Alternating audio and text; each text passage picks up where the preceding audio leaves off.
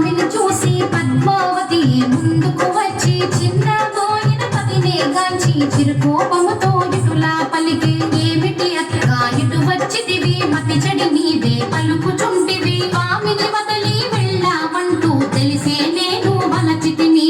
ఆడు దాన పైన నీవు సద్దు కొనక గడపే దాటే ఇప్పుడు స్వామిని నిందించుటను ఏమి సబబు కలదు నీకు రేఖాయుగమున వింత కోటెను కోరి నీవే తెచ్చుకుంటివి బంగారు లేడి ఇలలో కలదా లక్ష్మణ గీటు దాట తగున పాపర యుగమున తులసి దళముత స్వామి తూగెను నీ కోసం ముల్లోకాలు మెచ్చుకొనంగా ఆనాడెంతో మురిసిపోతివి ప్రాణనాథుని వదిలి వెళ్ళి ఇప్పుడు వచ్చుట ఏమీ ధర్మము పట్టద పెళ్ళి అయిన వారము ముద్దు ముచ్చటలు మాకు లేవా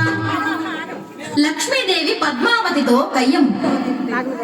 మగలు పోయే చిన్న దాన మాటలు బాగా నేర్చిన దాన ఎంత గడుసరి దానవు నీవు నా పతి నీదు వలలో పడెను పెళ్లి అయిన వారితో నీవు పరిణయమేలా ఒప్పుకొంటివి పురుషులకేలా కరువు వచ్చన నా మగడే నీకు దొరికే నాడా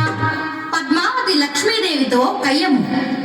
స్వామి మదిలో నీవే ఉంటే మరి ఒక దానితో పని ఎలా స్వామి ప్రేమతో నన్నే వలచను మాటలు మీరకు నెరజానా తిరమన్నది నీకు లేనే లేదు ఇల్లు ఇల్లు తిరిగే దానవు ఒక చోటైనా కుదురుగా ఉండవు ఎందుకు నీకు మగడు ఇల్లు ప్రేమత భర్తను లాలించాలి పది కౌగిటిలో ఒదిగుండాలి రెండు నీ కడలేనే లేవు వచ్చిన దారిని మరలి పొమ్ము